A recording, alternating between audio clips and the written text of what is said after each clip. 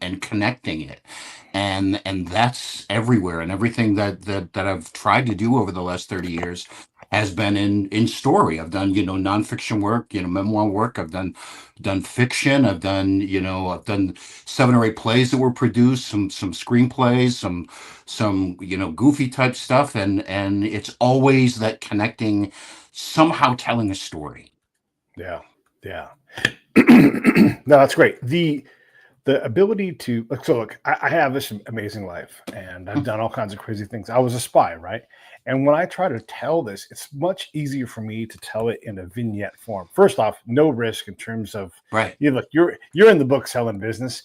It's not a gentle business. And you walk into a Barnes and Noble, you want to get overwhelmed. If you understand the business, you look around and you're like, why am I adding to this pile? Right. Yeah. It's so daunting. I guess let's talk about that. What are your thoughts on that? I mean, if you sell 10,000 books, it's like, oh shit, that's an amazing book, It's funny. You could crack that egg open and talk about publishing for forever. I mean, I was first published in 1994. That was before self-publishing existed, and it was Right. totally different.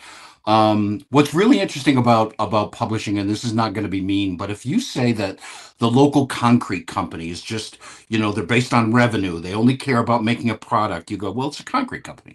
But if you go, publishers care about, product or money and making, you go, no, it's books. No, they love us. They're interested. No, that's their job. They have to show a profit. They have to, yes, they want to tell a story. Yes, they want to do it. But I think that's the first thing that young writers have a hard time is it's so important to me, therefore it must be important to someone else. But publishers really need to look at, will this make a profit? Will this, the investment that we're going to put in, the 2 years that we're going to put in on this book, will we get our money back? Right. If you want to see how hard it is to make money selling books, have a book that exceeds its first cycle of printing, and then go back to your publisher and say, well, we're ready to do 2, right? Yeah. Right? Oh, yeah. Yeah. Yeah. And that's really common with, it's called front list copies. Usually the money is set where if we sell 70-80% of that first run, we cover our bet. And if if you had a front list right now about some topic, something that was topical, you're not going to have a second. You're not going to have a second run. It's going to be, Right. you've grabbed that wave, you've ridden it, and you hit your 70%, and then you're gonna cash out. And that's really, really hard especially for a writer that was taking 2 years to put it together. Yeah, I had Howard Bloom on the show the other day. He wrote Oh. one of the current books. You know who he is? He Yeah. wrote a current book on the Koberger alleged murders, Hmm. and that is relevant now, and mostly because that trial has stretched out. It Right. hasn't even started yet, right? And so, Yeah. if you're writing on that story, too late. Yeah. Right? Like that's it. He can continue to make a little bit of money out of the other guys who have gotten it done, but all the sources have been reached. And so, and yeah, maybe he'll get 2 or 3 printings. Maybe he'll go into a third printing when it goes to court and everything else.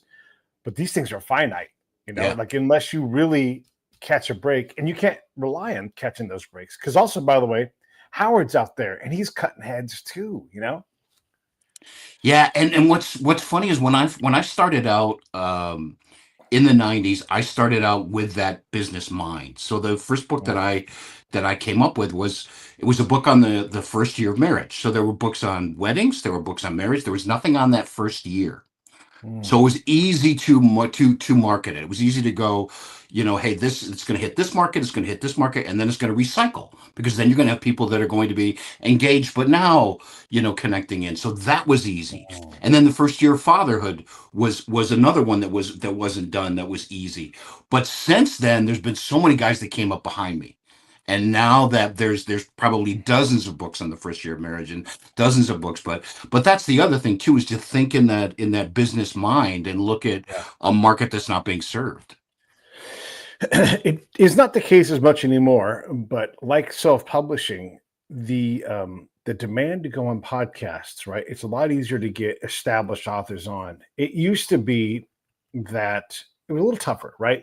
And then the other thing is if you're a new author, you can't go on enough podcasts. And by the way, they're only helping you. Like, it really doesn't do me any good. If your name was Desmaurier Everett and you were a new author, I would. Here's exactly what I would say to you. I'm glad to have you on my show. I'm glad to give you a break because you need to get on things, and you can't even understand how many things you need to get on. It's going to help you a lot more if you kick in a couple $100, and I don't need to keep it. I'm going to run an ad. So yes, I get a benefit, but more importantly, you exist. And so $200 is not that much, but if you don't buy ads, and again, and I've learned all this from the show. Young authors don't get that you are the CEO and salesperson of the year for your organization every time you put a book out. Yeah. And I'll tell you what's really interesting about that is I haven't promoted a book since 2018. 2018 is the last book. Just in 2018 to now, 2018 was how it was. It was TV. It was newspaper. It was live events. It was the basic, and we did very well. You know, we since 2018 to now, podcasts have exploded. And podcasts are such a big part of book promotion now. In fact, we have done, you know, we've done some local newspaper, we've done a couple of other, you know, radio type things, national radio, but it's all been, you know, for Peter's book, it's all been podcasts. Yeah.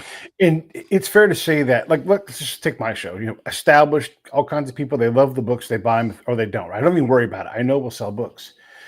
I am bigger than a regular bookstore. Right. You know, am I bigger than a Barnes and Noble that you sit in? Absolutely. You know, like, because you're pulling your own weight and that's it. Barnes and Noble is really going to help you. You've sat in a Barnes and Noble and you're like, all right, you and I can do this. You don't have to get off your chair and I'll expose you to a lot of people. Now take me times a couple hundred, and that's what a book tour looks like.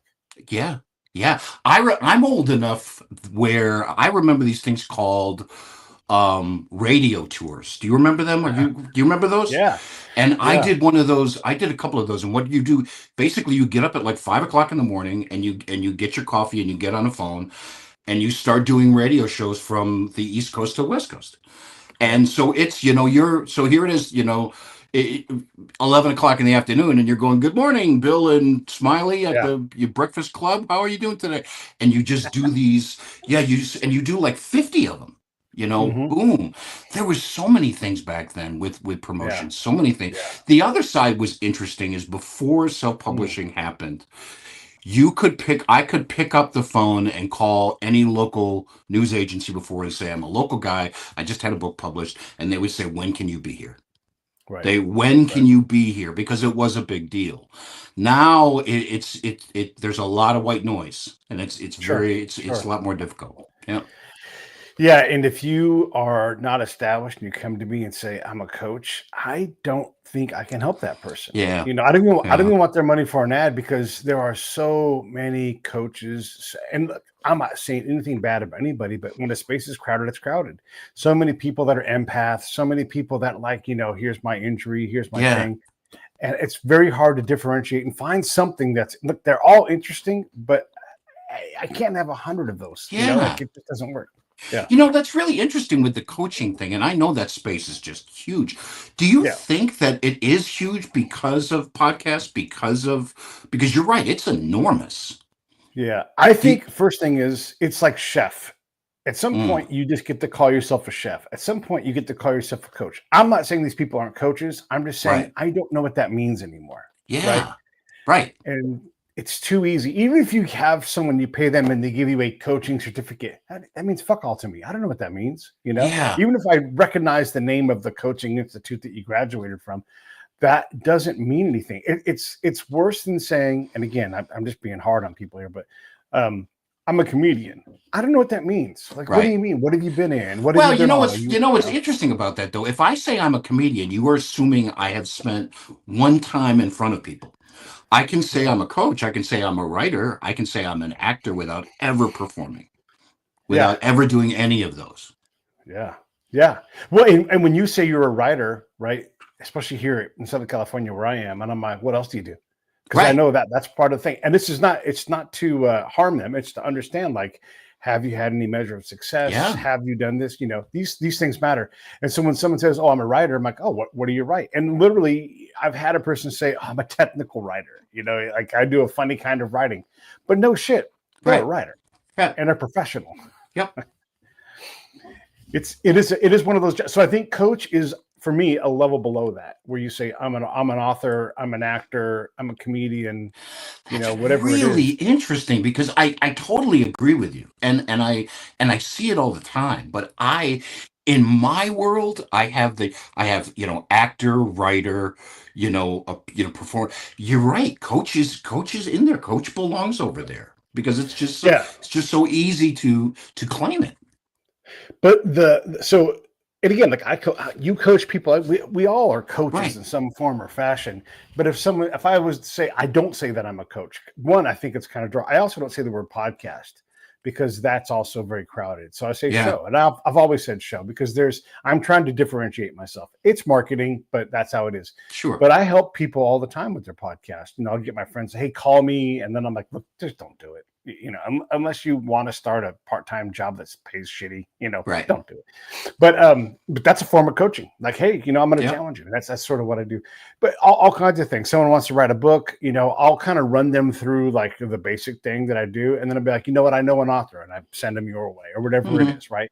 And so there's a form of coaching there, but I wouldn't try to make money on it. And so now you're like, Yeah. I'm a coach and I make money doing it. I don't know that how you break into that field to be taken, I will say, seriously in terms of someone's going to hand you Yeah, $1,000. this is really interesting because I've felt exactly the way you said about the writing thing because it's so Mm-hmm. easy. I mean, I can claim to be a writer and have sent just emails. It's and there's nothing wrong with that except when I say I'm a fireman, you assume that I've gone through training and I've fought a fire, right? Yeah. If now you can say actor and you can say podcaster and you can say coach and you can say writer. And I do think there's something wrong with it when you don't have to back it up because it it Right. it does. That sounds cold, but I think it's challenging to everybody else that's in there that's fighting for an identity. And I would say by the way, let's do this real quick here. Hey, everybody, get in the Ghost Shadows. This is Yes. Peter Chin and Everett's book. There's the link right down below. This thing smokes. It is so good. And you know what I always say? Buy two and buddy read. I'm serious. Buy two of these things. This book is fantastic. I want to get back into this, but I dig where we're at right now with the coaching thing. So, yeah, what is the bona fides when you're a coach? Oh, I'm a coach. I help people. Right. I Okay, help but people. yeah, Right. help me. Well, how are you going to help me? Like Right. I've hired a coach for podcasting. I'm like, oh, all right, I'll buy it. Right. Help me out. And I'm like, yeah, I'm ahead of you. It doesn't Right. help, And I paid him, but it was like, my God, you're not able to get in front of me. And I'll say that, like, you're not able to get in front of me. Get in front of me, and we'll keep going. But don't tell me stuff that's behind me, And what's And funny is sorry. I'll say this, I'll admit to this now. When we were going through some old stuff in our basement and I came across my wife and I our engagement announcement in the paper. We've been married over 30 years. And it was the Wow. engagement announcement that was put in plastic and it's all safe and everything. And in it said Everett DeMaurier is a buyer at IBM in Owego, New York, and a freelance writer. And I looked Oh, at that. I hadn't written a word. I hadn't not published a word. I yeah. hadn't written a word, but Uh, I had the guts to just say, "Oh yeah," and I'm a freelance writer because it gives you space, it gives you freedom. Because hey, if I mess up at work, it's okay because I'm really a writer. yeah. I'm really this. Yeah, I claimed it. I did the exact same thing. I'm a writer. I also used to be a pretty good athlete, but like if I start talking about on X or something, if I start talking about technique of outfielding, I'm quickly going to be out of my depth because there's actual Major League Baseball players on there and they'll Sure. chime in and I'm like, hey, I don't. And so I have to qualify that when it comes to sports. Like, look, I know about hitting. I know a lot about baseball, but if a guy who hits for a living shows up, I'm going to be like, well, I mean, look, what am I talking Right. for? Yep. And so, look, I'm a writer. I am. I've published all kinds of things. And I say Yeah. published, I've self-published. I've put them on the web and you can read them. Yeah. They're funny. They're Yeah. interesting. I'm not a writer, but I mean, and I've made money writing, Right. but, am I a writer? And you No. could. This is you could. we gain something. Those people gain something by saying I'm a coach. They get something Yeah. out of that. There's something they Right. get to claim. Hey, I may not be what I want, but at least I'm a coach. Hey, I may not be what I want, but I'm a writer. We get something. I got something out of that. Putting that in the local paper 30 years ago. I Yeah. got something out of that. I don't Yeah. think that's a bad thing. I No. I do think that it does confuse things, and it does. I I think it takes away from the people who spend 15, 20 years to get there, to get that little slice, because they're at the same level than the guy that just says I'm a freelance writer that's never written a word. I think that's the Yeah. thing that bothered me about it. Yeah.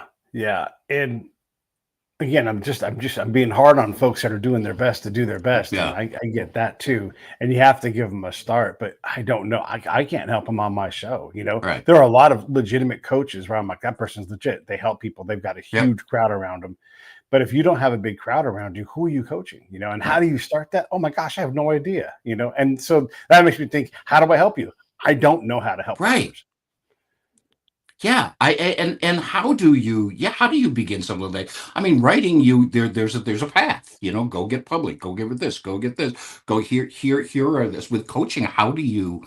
It's like, yeah, I'm a werewolf. Well, where have you been a werewolf? Well, Yeah, I'm looking for werewolfing opportunities. Okay, but where have you werewolf before? Where have yeah, you? yeah. It's goofy. It is goofy. All right, so let's take the writing model Yeah, because you do several types of writing, right? yeah, Playwriting is different than screenwriting, which is different than teleplay writing, which is different than, and that's all in one big discipline. Then yeah, you add in the fiction books, then you add in biographical books. You add yeah, in, I'm sure you must ghost write. I mean, look, yeah, you're a writer. Give yeah. me something to write, or I'll make up something and sell it myself. Right, exactly. And the ghost writing is lucrative. The ghost writing part is, the younger me thought that I was too good for that. The younger me thought that, Sure. this is my art. This is everything. There's a lot of redeeming. I mean, the ghost writing, and can be very, very rewarding, and it is incredibly lucrative. And it's to a point now, it keeps you sharp. There's nothing wrong with, if you want to hire me to build your house. I'm not selling out to come build your house. I'm not going to live there. You're going to live there, but I'll build the house for you. So Mhm.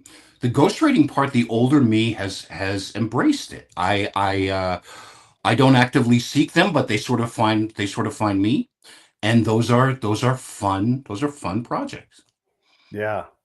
The ghostwriting thing is interesting. Like you, I've mellowed severely. Like Yeah, I am a total. I'm like, no, absolutely hire a ghost. Matter of fact, I know ghosts. yeah, What kind do you want? yeah, Because if you are busy, if you have the means, you should hire a ghost. yeah, That should be, and it is, by the way, the norm. I mean, look, Bill Clinton might sit down and write a book because he's essentially retired, right? right. But someone who's working, still keep working. If you're making six figures, keep working. Don't slow down and write a book, and don't dawdle and take 3 years to do it. Just hire Everett, hire my buddy Hugo, hire all these Yeah, people that are so great with words already.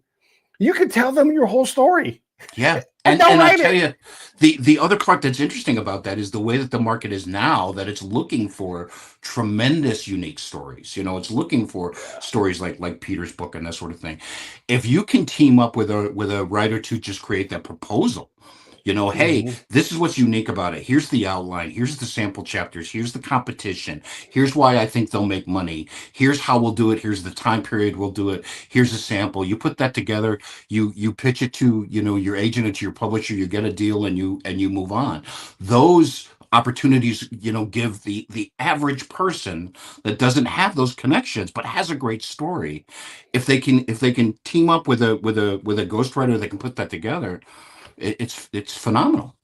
Yeah. I mean, so I'm sort of stuck on my book. One, I know the risk with the time it takes me to write it and publishing it and what I'm going to get out of it. And then I got to work that book, right? Like I Sure. understand what that is. And so that kind of makes me go, do I need to do that? I'm not even sure I need to, because my ego has been pushed back enough that I can't convince me business wise that it's worthwhile. It doesn't mean I won't do it. It doesn't mean I haven't Yeah. written thousands and thousands of words. But yeah, if I went out, maybe got in advance, but that's a kind of writing, like you just Yeah. said, and it's a business plan. I tell you, there's an art to writing a good proposal. There really is. There is. um, writing. Uh-oh. Is that me or is that him? I guess that's him. Hey, everybody. It's Pete from the Break It Down Show. We're going to get Everett back in just a second. This is the modern way we do things. If you want to support the show, go to breakitdownshow.com. And then here's what you're going to do. You're going to click on the PayPal link or the Amazon link, and that'll take you directly to Amazon. Whatever you buy that day, I'll get a little tiny chunk of it. But the book side of things, you can go into Amazon and buy books right here from the show. And the link for Everett's book is right there. I still don't know exactly what's going on here, if it's me talking or if it's over there and somewhere in another universe talking, but I'm going to do this also. If you go to the PayPal link and you want to put a little subscription in, gosh, that helps. That goes right in my pocket. I take that and it puts me on the road. I'm trying to go up to Sacramento in the near future and do some stuff up north. I'm trying to go to Chicago. I'm trying to go to Boston. I'm trying to go to New York, possibly DC. All of these things are funded by people who watch the show and put a little bit of money in. You can do something one time, you can do something big, you can do something small, but these are the things that help me get on the road and go get these shows that I like to do when I'm on the road. So that is the big plug here. That's the call to action. Yeah, sure, click, like, subscribe, review. Those things are all wonderful. I appreciate that. But the biggest thing is stuff a $5 in my pocket. I get enough people doing that, it makes things a lot easier on me to bust out and go buy some gas. I'm going to check my email real quick while we're live right here, right now. And it looks like Everett's trying to come back in. He's fighting it. He's fighting the Intel, the Wi-Fi monster. So let's talk about In the Ghost Shadows. Peter Chin ran a tong called the Ghost Shadows. That's his gang name. And he is just this remarkable dude. And he's been on the show. And that's why I had Everett back, was to kind of talk about this stuff. And look who's back. It's my buddy. Oh, that's so wild. Yeah, I think I heard you, but I couldn't respond. Yeah, and I couldn't see you. So I don't know what happened. But we're rocking and rolling. You saw me vamping. And it's In the Ghost Shadows. There's the link. Buy this book. It really is. Seriously, it's so great. Okay. What were we talking about? We were talking about writing. Yeah, we're talking about writing, and we were talking about coaching and that whole space and the challenges and the the credibility and it's fascinating. It's also possible to write a business plan, a book proposal, same thing, and get meetings, but never have a real meeting. Because there's meetings and there's meetings where like, oh, Everett's coming in today, right? Everybody wear a bow tie. And because Everett brings money in, right? Like once they know Everett shows up, you're marketable because you've already answered the question of, can this guy sell books? Yeah. And again, it goes back to that. It goes back to, I think the challenge is, and I'm going to get myself in trouble here because I can't talk about the coaching space or I can't talk about the acting space, but I can talk about the writing space. I've been doing this for 30 years, and I will say something absolutely mean. 95% of the people who are writers or want to be writers, are doing it for the wrong reasons. Let's say 90%. They're doing for the absolute wrong. If you're on a boat that is sinking and there's lifeboats for plumbers and lifeboats for writers, get on the plumber side, because writers are most of they're doing it for the absolute wrong reasons. I want to write because then you're going to be sorry that you kicked me off the sled when I was 7. Then you're going to be sorry that I never got the promotion. Then my story is going to be, and I'm going to tell that they're doing it for all the wrong reasons. There's just so much ego, and there's not enough pride. There's not enough pride in the work, because the pride in the work takes from getting your teeth kicked in. And the higher you climb, and I'm not saying I'm climbing higher, but I'm higher than I was a couple of years ago, the more you get your teeth kicked in, and you get your teeth kicked in because, hey, I'm playing at a higher level now. I can't, no one's going to hold my hand. Hey, this paragraph sucks. Absolutely sucks. I don't know what the hell. I mean, I have, at the level that I'm at in writing, I have editors that say, I thought you said this guy could write. They don't go, oh, I think you could expand on this. I like the imagery here, but I don't think it works. They don't have time. They basically go, you said this guy could write. This sucks. You got to boom, jump in. Okay, it sucks. Rip it out. Let's change it. Let's do this.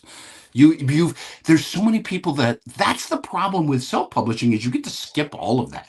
Oh boy. You get to skip Yeah. all of that. I'm not being mean here, but you get to skip getting your teeth kicked in, and you can just go right to the end. Yeah. Yeah.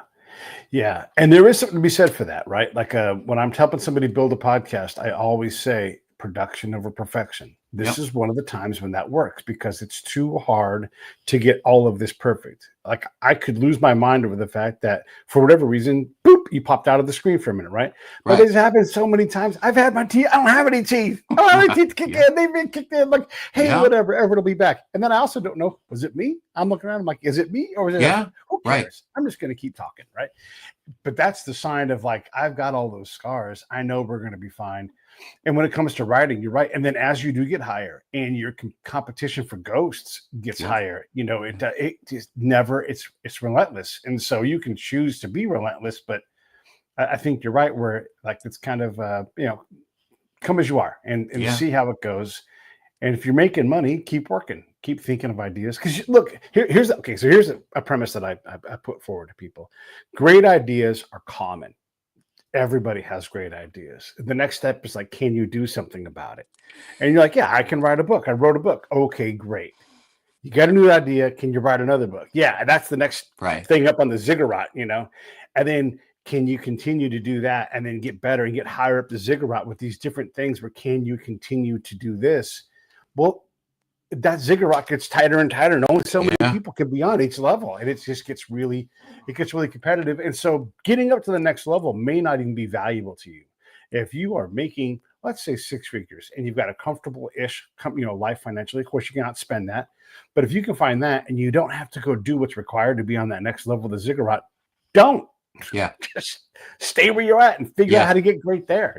Yeah. And the side note of that too, you were talking about, the ideas and the concepts that build on that. What's Yeah. funny, what's making fun of that for a little bit. What I get a kick out of is when you're ghosting or when you're looking at other projects and stuff. I love people going, well, I'll let you see, I'll tell you my idea, but you need to sign an NDA because it's just so good. This Yeah. idea is so good that if you knew it, you would do. Well, Yeah. Oh my ideas God. are everybody's got a million a day. Everybody. The idea Yeah. is the seed. Yeah. It's everything else that you build around it. Yeah, yeah. By the way, like if you did steal my, and that happens, right? I'm just gonna go get another one. I'm just Right. gonna move forward, and I'll sign your NDA. Are you really gonna take me to court? Do you have the Right. money to take me to court? Right. Do I even care if you take me to Right. court? Right. It's so fun. So yeah, I mean, look, I sign NDAs all the time. It's the nature of this business, and people are trying to protect themselves. There's no problem with that. But you're right. Ideas Yeah. are Ideas common. are cheap. Yeah, Yeah, they're wonderful. They're incredible. yeah, They build, I don't want to belittle them, but they're not mu- I think there's a large percentage of people think that the idea is everything. All I need is yeah. the idea. If I just sit down, I mean, I have had, you got me talking now, over the last 30 years, I have had multiple times where people have said, I have a book and I just need fine tuning. And they'll send me 3 pages. And they'll go, well, Oh, that's it. That's everything. Just expand it. And in their oh, mind, that 3 pages is your 300-page book. Just yeah. expand that. That's everything. I gave you everything. That's that's just fix it. Yeah. I'm gonna go Arial font size 200. All right, now we Right. only need 20 more pages. Yeah. No, You're you're gonna have to good. write. That's right. Yeah, yeah, and I guess that's the reason why there are only so many people that really get to be successful at anything, whether it's plumbing or writing. And again, like writing, it just breaks off into so many little tiny It facets. does. It's very common for people to write a lot of things, but I imagine you really write one thing well. You get paid to do a bunch of things, but there's probably a home space for you that you're well aware of. And you don't have to say if you don't want to, but you're like, this is actually right where I need to be. But I'll take on a screenplay, sure. Yeah, and I'm the weird guy that goes outside. I think the only thing I haven't, well, that I've done poetry because I've done poetry in plays, so I've done like rhyming narration in plays. But I think Uh-huh.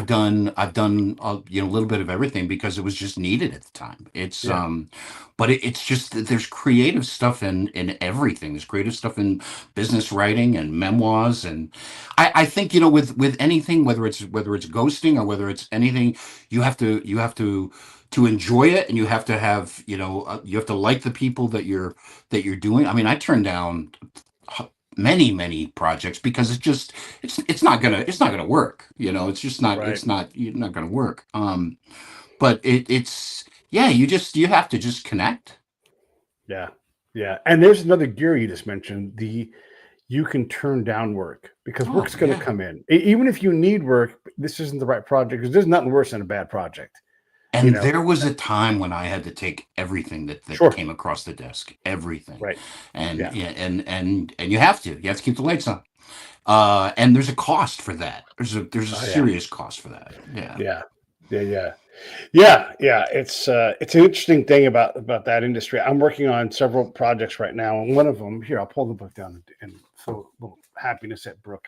So Brooke has got this book, Nice. Nudge Nudge, Wink Wink Nudge Nudge, and it's about sex trafficking and websites that focus on sugar daddies and sugar babies. Mm, And so we're working on is building out a screenplay, because the thing that I've realized that I get to do here is, like, I probably asked you, like, hey, what's up with the rights for you guys' book, and I think you guys are contracted and everything, so I mhm. leave you alone.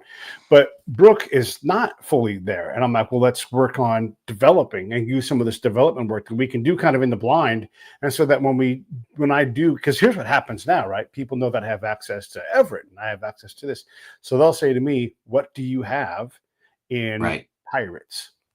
And if I don't have it, now I can go find it. And of course I have it. Oh yeah, I've got something on that, of course, every single time, right? Because that's the answer. Yes, of Yeah. course. Because I also can find it. I also Right. can go out and find a fantastic thing. Like someone the other day is like, what do you have on this Israel Hamas conflict? And I'm like, I absolutely have someone. Right. And maybe it goes nowhere, but I'm being asked. And this is when we were alluded to it earlier, those higher level meetings where it's like, oh, Everett's coming. Right. Here comes the money man, right? So they're coming to me because we are looking for these unique things, and I keep having incredible stories because I have this ridiculous show. Who knew that this would be the main thing Yeah. that But that looks but like but it's the it, future. it's that's amazing though, because that is a venue that didn't exist, not too many years ago. Yeah, And yeah, there were yeah. people, there now are many people who have a great story and get on a podcast and tell their story. They've never written a book, never did anything, but they've got a great story. And now Yeah. they might catch that wave. They might be, hey, I heard the guy talk Mhm. about, being homeless in Atlanta, and that's a phenomenal story. Has he ever thought about? So I think that's, the aspect of podcasts is you can create these sort of instant mini platforms for people. Yeah, And it yeah, used to yeah. be, if you have a great story but you don't know someone at Simon and Schuster, you're never, no one's ever going to. But now, I mean, Right. you look at true crime. True crime is its own genre as far as podcasts, and Yeah. as far as it's huge.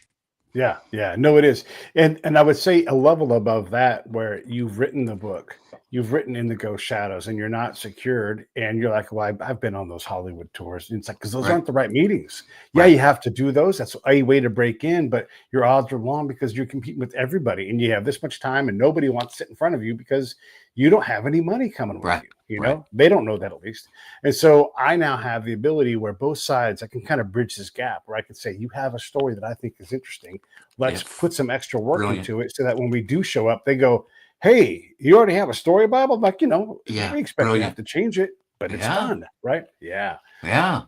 Very clever. And Yeah. and I didn't invent that. That just sort of showed up. And I'm Yeah. like, oh, because everybody on both sides of this canyon kept saying, hey, Pete, keep going. You have something here, keep finding these stories, and then they're like, hey, keep getting these meetings like that. And again, most of them don't work Yeah. because you got to have 100 meetings to get one. And then all of a sudden, one you had 6 months ago, they're like, hey, remember that meeting you Always. had 6 months ago? Yeah. And so Yeah. you just do it. You plant the seeds. Yeah.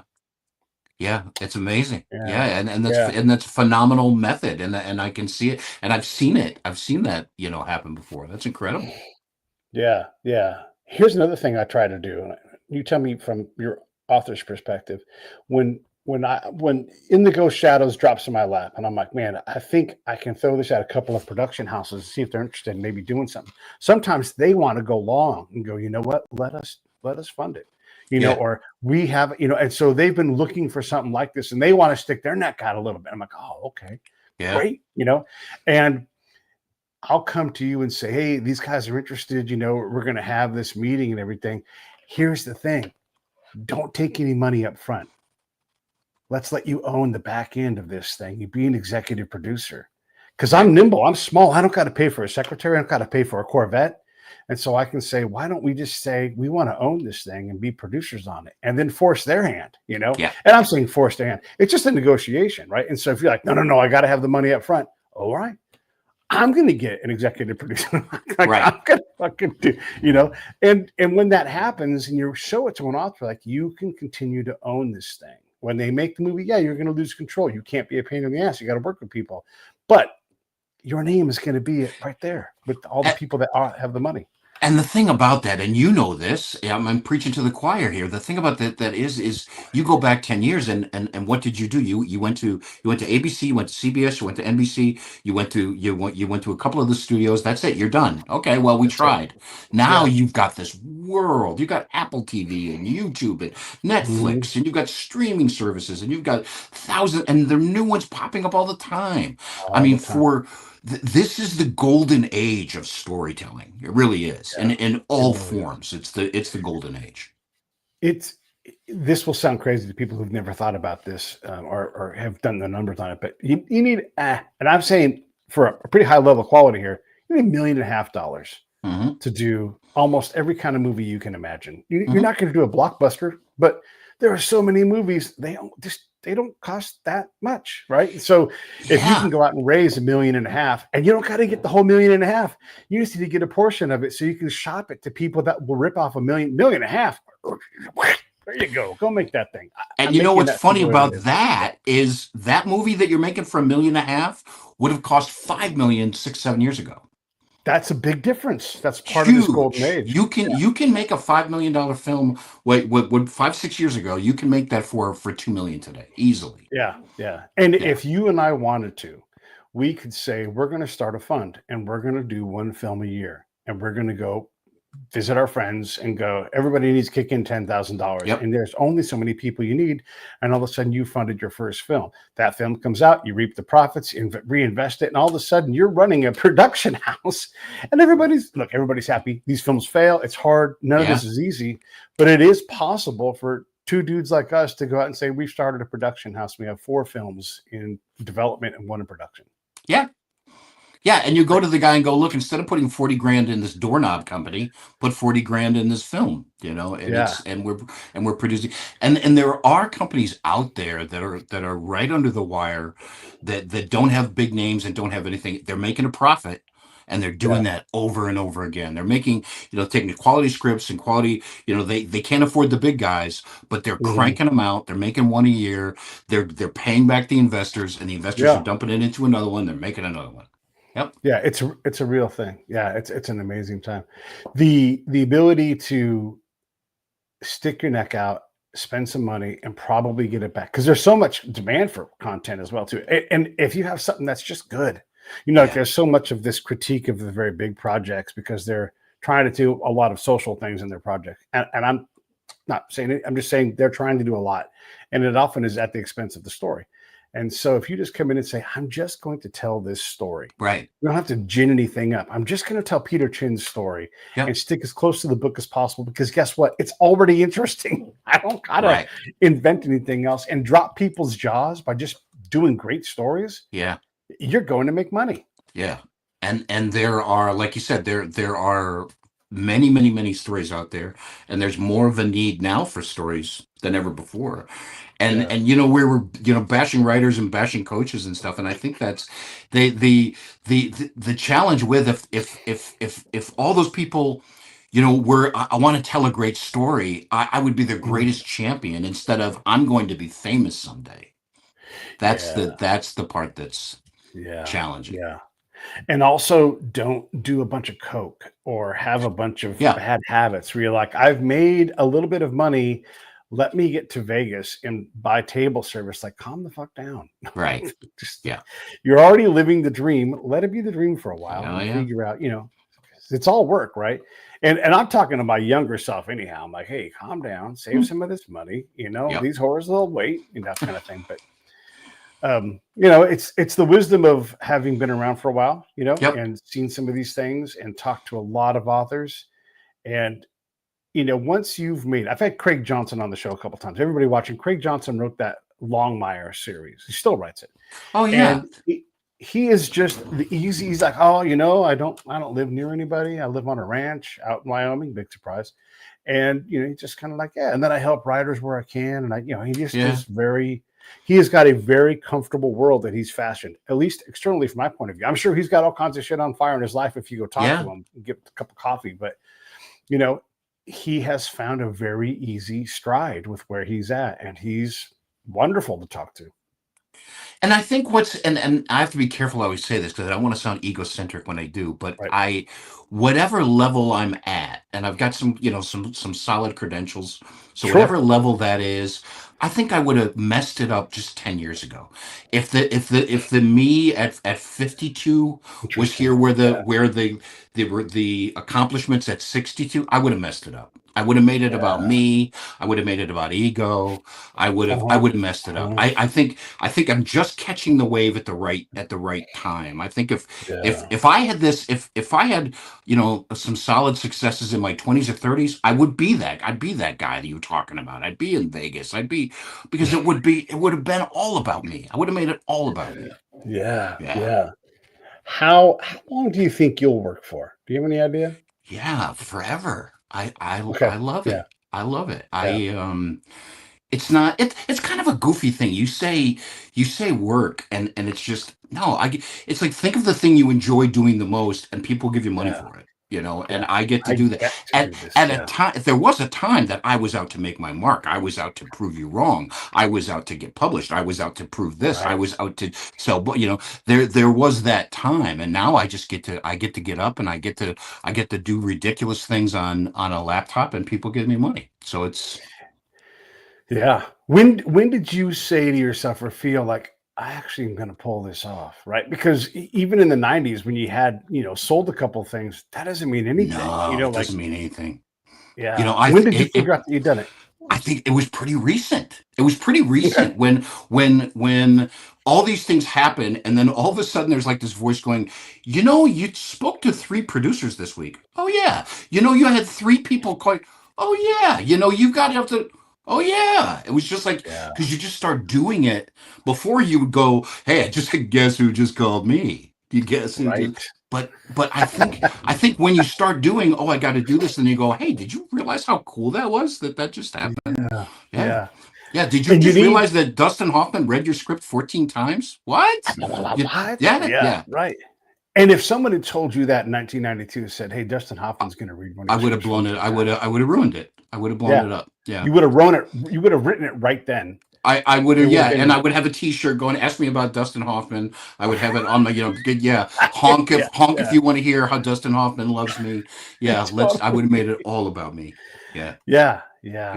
Ego's a crazy thing. Right? You need it to survive, but it also has to be tamed in its cage. At least no one to, I don't know. Because sometimes you got to get out there and ego out, and you especially got to it out every now and then, just so you can live a little bit. But, and I think it's age. I think age. I think that's the cool thing about getting older, is that ego gets naturally calmer, because what a goofball you are.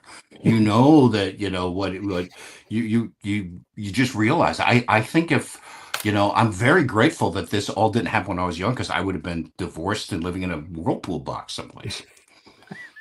Yeah, exactly. It's true. And I can hear myself saying younger self things. And I'm like, you got to shut the fuck up. What are you talking about? Right. Shut up.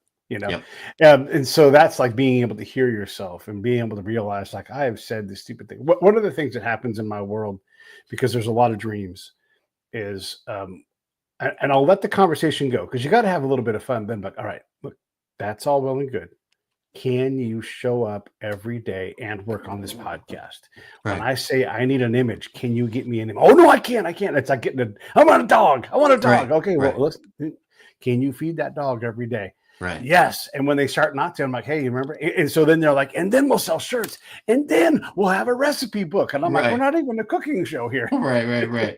Exactly. But you get 7 steps ahead, and that's when the wise Pete says, okay, all right, that you're right. There's a lot of things, and we can always change our mind. But today, We just need to put a picture in that little window right there so that Yeah, when someone goes online, there's something there. And we're that's not going to it. like it, but it'll be there and that'll be done. And when you're ready, you'll change it to something you like then. And, Yeah. but that is for whatever reason, I think it's a human thing, but it is hard to knock out simple tasks that are required to make, like, I can edit your file and give it to you. Here's your file. There's your podcast episode. Have a nice day, right? But we haven't done 90% of the work. Yeah, we Right. talked and we did all these things, but there's so much more that you have to do. And it's the same thing in writing. Yeah, it is. And there's so much that's just the mechanical, the mechanical Mhm. stuff. You put the post here, you put the tarp here, you build this here, put the block here, and Yeah. you do that mechanical stuff. But if you do it the right way and you do it often enough and you put words on a page, and you do it for the right reasons, Yeah. it's rewarding. Yeah. Yeah.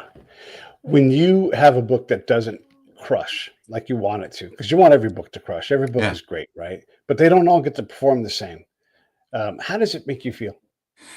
The first two books I had published sucked. I did them because I hit that market. It was that market. Hmm. They were successful. I was on CNN. I was on the Times. I was on, because it just hit that market. Writing wise, they were Hmm. horrible because I did it for the wrong reasons and I did it.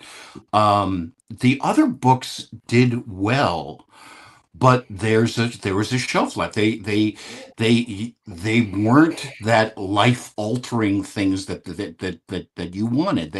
Hmm. They have, but they do. It's the same thing that you just said. You said, when did you know? Here's an example. So the novel I wrote, I can't remember if it was, we're talking to you last time.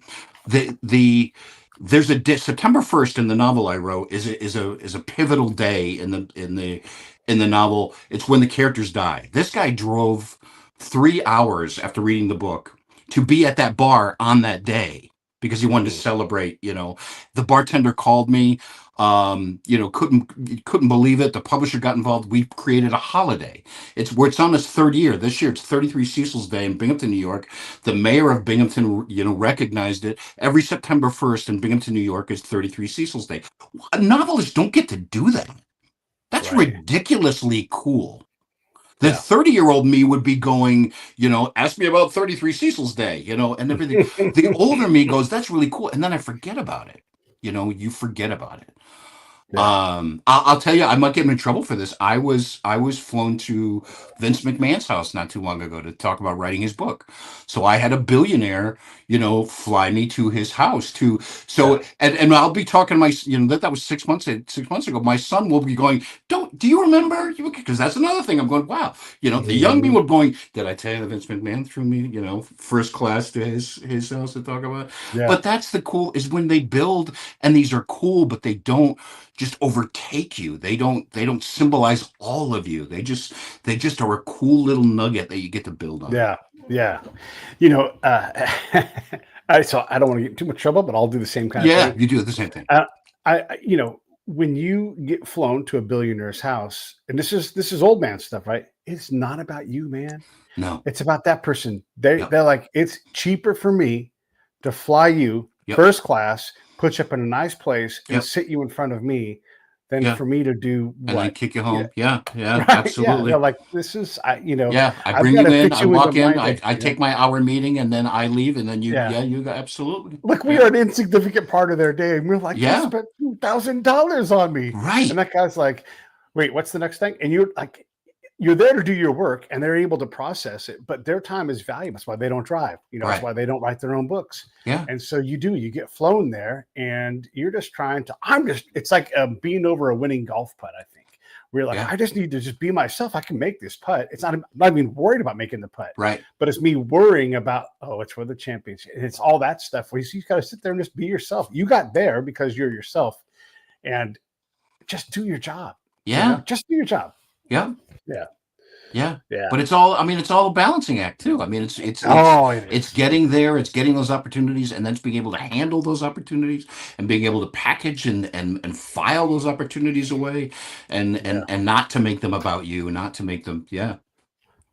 Yeah. And yeah, it's funny because people bring different things. So look, I am a writer, right? But I'm not a writer like you. but I'm a writer and I enjoy writing. I'll sit down, I'll write about baseball. Sometimes I'll write one of my little vignette stories that are fun. And when I work with these little workshops that I do, I shouldn't say little, when I do these workshops with writers and we work on improving their story to make it more lush and rich and everything else, I don't want to write it. Right. It's not my project. It's their project. And so I realized I'm glad to like tell you about the business, tell you about story, to bring things that you may not know, or just bring a different point of view. All of those things are valuable to the author. And then my job really is to step back and go, okay. And as long as they're doing the work, I need to let them do the work. I need to let them write it. And I don't want to own any part of that real estate, even though I'm a writer and I write my own things, but this is our thing. And really it's their thing. And I'm trying to just improve the foundation of the house, get things ready so that we can put some 2x4s up, and so that when someone comes in, you're like, this is where the bathroom is going to be. And you're like, okay, yeah, this is cool. Right. Yeah. No, but it's not about me writing at all.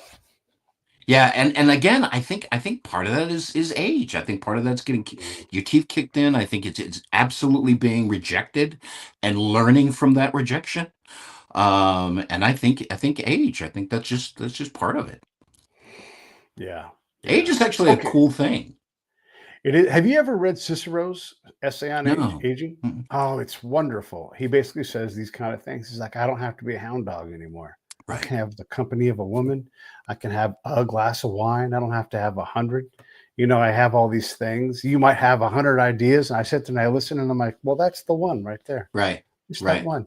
And so there is something to, one, we don't have all the chemicals in us that the youth have, and it's like just gigantic.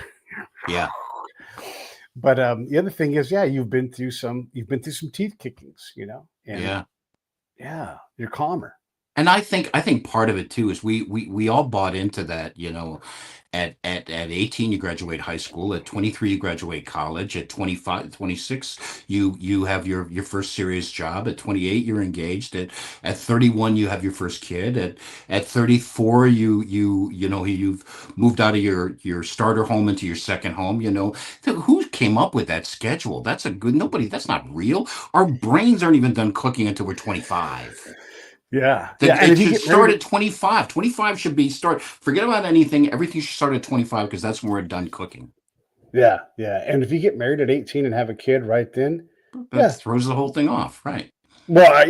Yeah. So I often go to every year I go to my high school and have done this for a long time. And I'm just like, I'm you from the future. What questions would you like to ask me? Right. And one of my really good friends that I grew up with, he's now I've done it with several generations of teachers. I've done it for so long now. And that's one of the big things I preach is like, there's no path. There's no path. Yeah, there's a path. It's your path. And when you look back, be like, oh, that all makes sense. Yeah. But in 1991, no. It's funny you say that. I got to speak at my high school commencement, like recently. I think it was like 34 years later, or this is like 3 or 4 years. I was asked to go speak at my high school commencement. This is another thing I filed away and I forgot. That's pretty cool. But I did exactly what you said. I said, I am you in the future. I lived right down the street. I graduated from this high school. So what are the 3 things that the you in the future wants you to think? And I said, someone's going to take a picture of you today and you're going to go, ooh. And 20 years from now, you're going to go, wow, I was good. I look pretty good. It has nothing to do with you being uglier in the future. It has to do with the fact that you don't appreciate yourself now as you will then, and I picked 3 things that in the future, will be that the you now. And the other thing, the third one I remember was that the relationship with your parents is going to change and you get to be the caretaker. And that is the coolest thing in the world. That is the coolest thing, to drive to your father's house and help him with his taxes, or go mow your mom's lawn, or be with them when they're, when you get to pay the people back that loved you first and therefore loved you the most. That's sort of really cool thing. This won't shock you at all that I say very similar things. I don't so much get into the caretaking because these are like high school seniors, right? But I'll tell them all, like, you're way better looking right now than you realize. When you see those pictures 10 years from now, you're way skinnier than you think. Quit being so hard on yourself. Quit being hard on other people. And just, this is senior spring. It is precious. Go enjoy it. Slow down. And I tell them, like, this is a big secret. You're all going to graduate. Okay, sure. Maybe a couple of you will screw something up and have to deal with something. Right. You're still going to graduate. You're still all going to be fine. You live in a wonderful place. Slow down and enjoy it, because this time here is going to be over and it's going to be all different. And by the way, as soon as you graduate high school, freedom explodes. You've got so much more Yeah. freedom because you've done this hard thing. But really, you've already done it. You've already done Nobody's it. going to allow you to fail. No administrator's like, yep, we caught 10 of them and kept them. Like, they Right. don't want to do that. Right. But I tell them that, yeah, you're way better looking. You're going to graduate, blow off school. Who cares? And I'm saying this in the school, like, Yep. go have fun. Grab your buddies, go do something crazy in the city because they live by San Francisco, and just have a great day and do the Ferris Bueller thing for real. Go do that. Brilliant. Yeah, I love it. All right, so you write books for a living, I hear. Yes, sir. Let me get this book over here. In the Ghost Shadows. How did you find Peter? Yeah, so there was a gentleman that reached out to me in 2016. He had read the novel I wrote, and he was an NYPD detective. And he reached out to me. He said, I liked your novel, and I have my story. I'm thinking about turning into a book. And he told me a little bit about it. He started in organized crime in Chinatown. You poor kid moving up, realized that wasn't it. Sort of did like a reverse Donnie Brasco. Went from there to the NYPD. Became and went that route, and now was getting to the end of his retirement and wanted to tell a story. We started talking. I was fascinated with it. We had lunch, and as we're talking, I'm going, this is an amazing story. I think I'd like to tell this. And as we're leaving, I got there by MapQuest. We met in Staten Island, and back when you did MapQuest, you never landed exactly where you're going to be because you gotta pick up again. So you go like a couple blocks before. So we get out, and he goes, "Where's your car?" And I said, "Well, my car's up here." And he goes, "Well, there's plenty of places." So in his head, he's going, "What does Everett not want me to see about his car? What is he hiding about his car? If he's hiding his car, what else is he hiding from me? What is he being dishonest?" Now, this is a guy who came from the street and from the NYPD, and he said, "I don't trust him," and he didn't talk to me. I didn't hear from him for 6 years. 6 years later, he had retired. He had put together his Chinatown Gang Story web or YouTube channel. He had started to tell those stories. He had connected to Peter, and he basically said, "I've got the writer. I've got the writer for you." And then so that 6 years, it took 6 years for that loop to connect. Yeah. Yep. Right. Yeah. Yeah. So you plant these seeds, because there are troughs, right? You're like, oh man, where's the next project? I know it's coming, but I just can't see it. It's right? coming. Yeah, and it could be something you worked on 4 years ago. That's coming back. Yeah. Yeah. A guy that's been on the show, and I would call him a friend. He writes books. He writes great books. He's written for Clancy. He's done all kinds of, high end stuff. And he wrote a World War II book, and it sat there, and it sat there, and it sat there, and then boom, it blew up. And it got big, and it went on a raging run, and I'm just like, see, there you go, right there. Like, you don't know. Here's a guy that writes, he gets paid to write books. And this was his idea. He's like, this is the story that I can tell. These World War II dudes are still alive. I can go get them. I can get what's left of this thing and publish it. And he did. And it's a gangbuster story. And it went nowhere until it blew up, right? And so, yeah, you plant these seeds, and sometimes you plant a full tree and you put it in the ground. And you're like, hopefully this thing will blossom. And 7 years from now, fruit. Yeah, and the thing about that too is just coming first full circle is that guy did it because he was passionate about it. It was an important story. It had to be done, and he was the guy to do it. Instead of, I'm doing this, and this one's going to make me famous, and this is going to make you sorry that you didn't believe in me. Those seeds never bloom. They never bloom, or if they do, they bloom weirdly. Yeah, you get like a tangelo. Yeah, you get like a tomato apple pear thing. Yeah. Yeah, this is a story from my hometown where I grew up. It's a boxing story, and it's about this early bare knuckles, not bare knuckles, but like basically like leather gloved fight, right, in that era. And one of the guys goes on shortly after that to win. He's the first lineal champion of the heavyweight class. His name is Gentleman Jim Corbett. He wins against John L. Sullivan and takes the title from him, right? So the first guy to take the title from somebody as we recognize the title chain now. And then the other guy he fought was equally as good. And they're both from San Francisco, and they grew up, rival gangs, and they would just fight each other every so often. And so they had this epic battle where it was so great and it was so grand that neither of them lost. I mean, look, the other guy loses, but everybody agrees it was so great because the sportsmanship was there, the heroism was there, the spectacle was there, and they went on. They're both Hall of Fame fighters now, and it's happened in this crazy bay in my hometown, and it's just this wild story. But if I don't tell this story, I don't know that anybody else will. Yeah. Like, and there's people helping me tell that, and they're equally as passionate, but I'm the one that's like, "Hey, let's get this going," and I'm trying to direct them to do their Yeah. parts of it because the book exists, the screenplay exists, but they hadn't put it all together, and so now we're putting it together. And if not me, if I don't look up and write my great grandmother's story, no one ever will. That'll be it, right? And so there are these stories all the time, and even if nobody ever reads that great grandmother's story, Yeah. it's tellable, right? It's tellable because they're the people alive that knew her still. Yeah, and we're bashing self-publishing, and I'm gonna ask for forgiveness right here. I Yeah, think there is a very viable area for that, and that is exactly what you're talking about. Grandma stories are going to be lost if we don't yeah, save them. Hey, there was this battle in the Falklands that only 6,000 people, really care about, but it's important. We need to document it. Hey, this right. is really, the history of Vestal, New York, the here needs to be saved. Right. Absolutely. those are Yeah. those are very special. Those are just as important as the big ticket stuff. The challenge that I have as a writer is when you put ego first. My Mm, writing is so much important. My story is much better than yours. i'm yeah. gonna i'm gonna try to skip ahead. That's when you get a little heartburn. Yeah. Yeah. So what we've learned is the business is always going to be business. You have to do work. Yep. Don't put your ego in front of the work. And then what else? Have Great ideas fun are and common. and Have and fun. great.